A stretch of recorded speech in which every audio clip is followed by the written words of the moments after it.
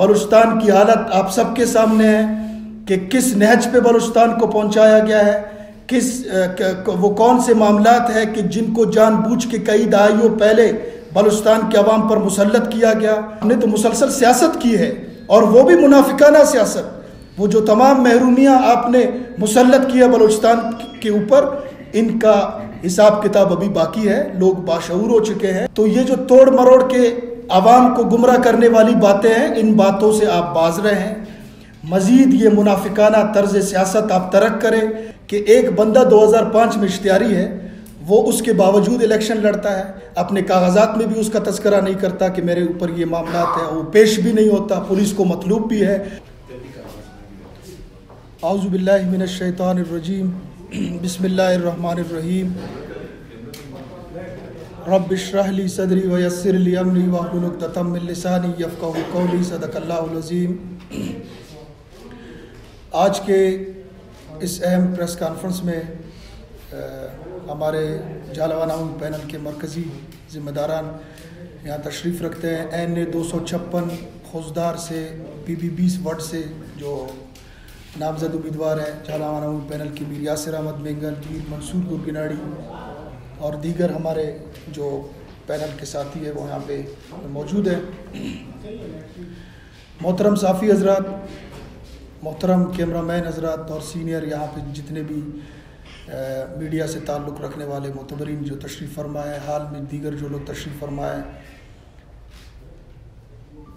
پاکستان کے اندر تمام قوانین موجود ہے، اور آپ اس بات کو بخوبی بہتر سمجھتے ہیں کہ کوئی بھی معاشرہ عدل و انصاف کے بغیر چل نہیں سکتا، قائم نہیں رہ سکتا، اور اس میں جو تقسیم در تقسیم کا معاملہ ہے، اور عدل و انصاف کے معاملے میں کچھ مخصوص لوگوں کو کچھ معاملات میں ریلیف اگر دیا جانے لگا، اور کچھ اور مخصوص لوگوں کو اگر انہی معاملات میں قانون ان پر لاگو کیا جائے تو میرے خیال میں یہ ایک بدقسمتی ہوگی۔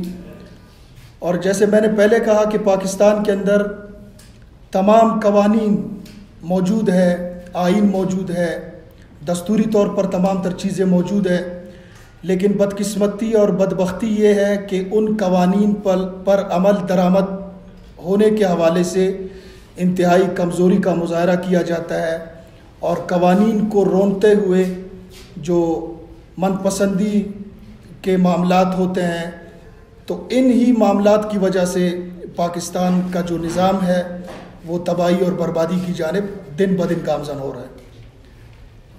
این 256 خوزدار سے PB20 وڈ سے اور 2 اور مزید حلقوں سے BNP کے سربراہ اختر مینگل کے کاغذات نامزدگی مسترد ہوئے تھے، اس کے بعد کورٹ نے ان کو الاؤ کیا۔ ہم عدالتوں کے فیصلوں کا احترام کرتے ہیں، عدالتوں سے ہم امید رکھتے ہیں، ان پہ یقین بھی رکھتے ہیں کہ عدل و انصاف پر مبنی فیصلے ہوں گے، تب جا کر معاشرہ کسی اچھے ڈگر کی طرف گامزن ہوگا۔ سیم کیس جو اقامہ ہولڈر وہ ڈکلیئر ہوئے ہیں، لیکن اپنے کاغذات نامزدگی میں اختر مینگل نے اپنے کاغذات نامزدگی میں اقامہ کو چھپایا، اس کو ظاہر نہیں کیا، تو اس اعتبار سے پاکستان کے آئین کے شق 62-63 کی خلاف ورزی ہوئی ہے، اور وہ صادق اور امین نہیں رہے۔ اس معاملے پہ جو گزشتہ فیصلہ کورٹ کا آیا تھا، اس فیصلے کے خلاف جھالاوان عوامی پینل کے مرکزی رہنما میر یاسر احمد مینگل کی درخواست پر ہم نے عدالت سے رجوع کیا ہے۔ کل ہم نے باقاعدہ اپنے پٹیشنز دائر کیے ہیں، اور آج بھی اس پہ پیشی ہوئی تھی۔ ہم امید رکھتے ہیں، یقین رکھتے ہیں کہ اس معاملے میں حق اور انصاف پر مبنی فیصلہ ہوگا۔ سیم کیس میاں نواز شریف کے حوالے سے انہوں نے بھی اپنے اقامہ کو ظاہر تو کیا تھا، لیکن ان کی تفصیلات اور وہ جو تنخواہ لینے کا عمل تھا اس کو پوشیدہ رکھا۔ تو جب ملک کے وزیر اعظم کو اس منصب سے سیم کیس پہ ہٹایا جا سکتا ہے اور اس کو نااہل قرار دیا جا سکتا ہے، تو ہم پوچھنا چاہتے ہیں کہ وہی قانون اختر مینگل پہ لاگو کیوں نہیں ہوتا؟ اور اس کیس میں خواجہ آصف سے متعلق بھی اس کیس کے اندر بات ہوئی، تو خواجہ آصف کے حوالے سے جو ججمنٹ آئی ہے سپریم کورٹ کا وہ بھی موجود ہے. انہوں نے بھی اپنے اقامہ کو ظاہر کیا تھا، اس کے باوجود الیکشن کمیشنز کے جو رولز ہیں ان رولز پہ پورا نہ اترنے کی وجہ سے ان پہ کارروائی ہوئی اور الیکشن لڑنے سے ان کو روکا گیا. تو وہی سیم معاملہ، بلکہ اس سے بھی تھوڑا سا شدید تر معاملہ اختر مینگل نے اپنے اساسجات میں، اپنے کاغذات میں اقامے کا بالکل تذکرہ ہی نہیں کیا. تو ہم سوال پوچھنا چاہتے ہیں کہ وہی قانون ملک کے وزیر اعظم کو منصب سے ہٹا سکتا ہے، اس کو نااہل قرار دیا جا سکتا ہے، اسی قانون کے تحت سینئر سیاستدان خواجہ آصف کے خلاف الیکشن کمیشنز کے رولز کے تحت کارروائی ہو سکتی ہے، تو وہ قانون اختر مینگل پہ کیوں لاگو نہیں ہو سکتا؟ ہم مطالبہ یہی کرنا چاہتے ہیں اپنے اعلیٰ عدلیہ سے، اور ہمیں یقین ہے، ہمیں امید ہے اپنی عدالتوں پہ.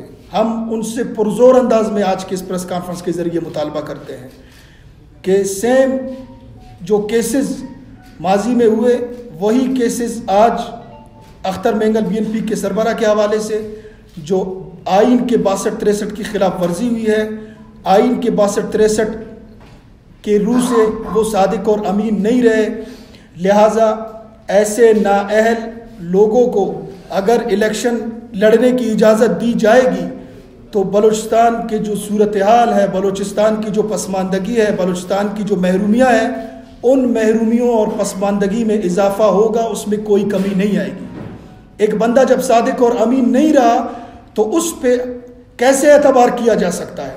اس کو کیسے الیکشن لڑنے کی اجازت دی جا سکتی ہے؟ اس کو کیسے اسمبلی تک پہنچایا جا سکتا ہے؟ اور ایک اور کیس کہ اس کیس کے اندر باقاعدہ BNP کے سربراہ ایبسکونڈر ہے، اشتہاری ہے اس کیس کے اندر 2005 میں. اس کیس کے حوالے سے بھی ہم نے CP فائل کی ہے بلوچستان ہائی کورٹ میں.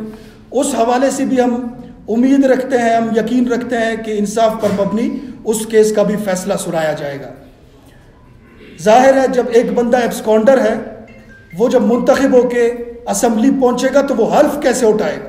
ایک اشتہاری ملزم، پولیس کو مطلوب ایک شخص، وہ پارلیمان کا حلف کیسے اٹھایا جا سکتا ہے؟ یہ تمام تر چیزیں بالکل سمجھ سے بالاتر معاملات ہیں. ہم مطالبہ کرتے ہیں اپنے عدلیہ سے، پرزور مطالبہ کرتے ہیں کہ آئین کی خلاف ورزی کرنے والے، الیکشن کمیشن کے رولز کو روندنے والے، ان تمام لوگوں کے خلاف کارروائی کی جائے اور ان کو الیکشن لڑنے کی اجازت نہ دی جائے. اور ایک مزے کی اور بات ہے، کہا جاتا ہے کہ جی لاپتہ افراد کے حوالے سے ہم نے بات کی اس لیے ہمارے کاغذات مسترد ہوئے.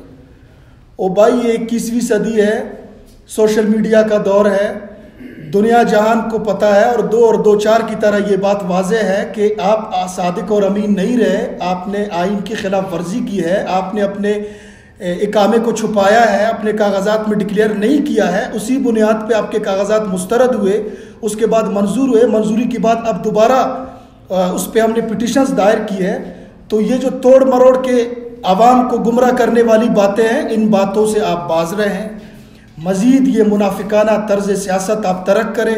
بلوچستان کی حالت آپ سب کے سامنے ہے کہ کس نہج پہ بلوچستان کو پہنچایا گیا ہے، وہ کون سے معاملات ہیں کہ جن کو جان بوجھ کے کئی دہائیوں پہلے بلوچستان کے عوام پر مسلط کیا گیا. جہاں تعلیمی اداروں کی ضرورت تھی وہاں اسلحہ لوگوں کے ہاتھوں میں تما کر ان کو پوائنٹ آف نو ریٹرن پہ لے گئے. اب آپ بات کرتے ہیں کہ جی لاپتہ افراد کے حوالے سے اگر کوئی تھوڑی سی بھی شرم ہوتی تو وہ جو 5 سال آپ نے اقتدار میں گزارے ہیں اس میں یقین کے ساتھ کہتا ہوں کہ اگر سیریسلی جو جینیون ایشوز ہے لاپتہ افراد کے، اگر اس کو ایڈریس کیا جاتا BNP کی طرف سے، کیونکہ اسی نام پہ BNP نے ووٹ لیے، لوگوں کو بیوقوف بنا کر، سائل وسائل کا نعرہ لگا کے، لاپتہ افراد کی بات کر کے اگر صحیح معنوں میں اس مسئلے کو ایڈریس کیا جاتا تو آج مائیں بہنیں روڈوں پر ٹھوکریں نہ کھاتی. آپ نے تو مسلسل سیاست کی ہے اور وہ بھی منافقانہ سیاست.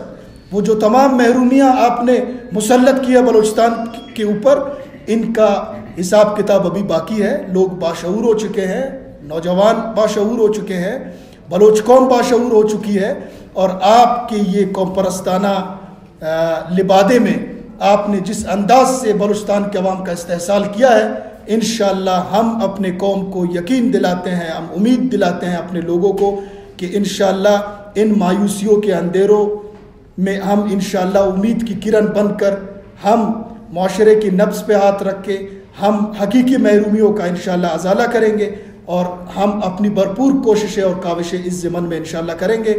تو انہی باتوں پہ ہم اکتفا کرتے ہیں. وما علینا الا البلاغ المبین.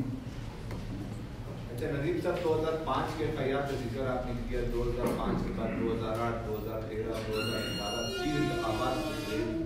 انہوں نے نہ صرف صوبائی اسمبلی, قومی اسمبلی میں دیا, پولیس کے اسکواڈ بھی تھا, پروٹوکول بھی تھا, تب آپ لوگوں نے FIR کا ذکر کیوں نہیں کیا؟ یہی تو اصل مسئلہ ہے سر. دیکھیں, ہم نے میں نے شروع میں بات کی کہ جب تک عدل و انصاف پر مبنی معاشرے میں فیصلے نہیں ہوں گے, اس وقت تک نظام جو ہے نا وہ بالکل ایک منفی رخ کی جانب مسلسل چلتا رہے گا. اب یہی تو ہمارا بنیادی سوال ہے کہ ایک بندہ 2005 میں اشتہاری ہے, وہ اس کے باوجود الیکشن لڑتا ہے, اپنے کاغذات میں بھی اس کا تذکرہ نہیں کرتا کہ میرے اوپر یہ معاملات ہیں, وہ پیش بھی نہیں ہوتا, پولیس کو مطلوب بھی ہے, اس کے باوجود 3 بار وہ منتخب ہو کے, یا منتخب تو خیر نہیں کہہ سکتے, یہ جو کہتے ہیں کہ گزشتہ الیکشن فیض آبادی الیکشن تھا, تو اسی فیض آبادی الیکشن کے ذریعے, انجینئرڈ الیکشن کے ذریعے تو آپ بھی منتخب ہو کر آئے. تو آپ پھر اس بات کا بھی تذکرہ کریں کہ آپ کو بھی آشیرواد حاصل تھا فیض آبادی الیکشن کے حوالے سے. تو یہی تو بنیادی مسائل ہیں کہ یہ سلیکٹ کر کے ان لوگوں کو, ایسے لوگوں کو کہ جو اداروں کو بھی مطلوب ہے, پولیس کو مطلوب ہے, انہوں نے مسلسل آئین کو, قانون کو, روایات کو, معاملات کو, سب کو رونتے ہوئے جنہوں نے مسلسل منافقت کی ہے, ان کو پروٹوکول دیا جاتا ہے, ان کو وزارتیں دی جاتی ہے, بلیک میلنگ کے ذریعے ان کو گورنرشپس ملتے ہیں, اور دیگر معاملات میں. اب گورنر صاحب استعفیٰ کیوں نہیں دے رہے؟ یہ ذرا آپ میڈیا والوں سے میں گزارش کرتا ہوں کہ کہیں سوال, آپ کا سوال دیکھیں جواب آ چکا ہے آپ کا. ہم یہی کہتے ہیں کہ عدل و انصاف پر مبنی فیصلے ہو. جو لوگ اشتہاری ہیں, جو لوگ اپنے اثاثے چھپاتے ہیں, جو لوگ صادق اور امین نہیں ہیں, الیکشن کمیشنز کے رولز کے تحت ان کو الیکشن لڑنے کی اجازت نہ دی جائے. وہ اگر میں ہوں, آپ ہیں, اختر مینگل ہے, زید ہے, بکر ہے, جو بھی ہے, سیم قانون ان کے اوپر لاگو کیا جائے.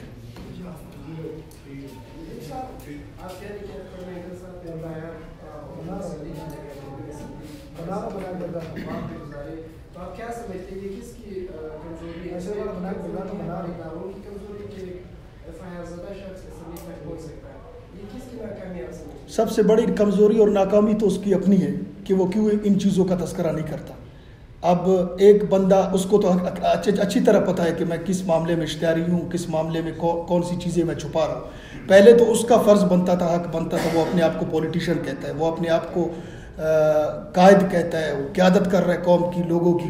تو پہلے تو فرض اس کے اوپر بنتا تھا. دوسرا فرض پھر ان قانون نافذ کرنے والوں کی ہے کہ جو ان معاملات پہ کمزوری کرتے ہیں, عدل و انصاف کے خلاف فیصلے کرتے ہیں, عدل و انصاف کو چھوڑ کر جو منظور نظر لوگوں کو نوازنے کا جو سلسلہ ہوتا ہے, یہ دوسرا قصور پھر ان کا ہے. ہم یہی چاہتے ہیں کہ آئین کی, قانون کی بالادستی ہو اور معاملات کو بالکل عوامی مفاد کے تحت چلایا جائے.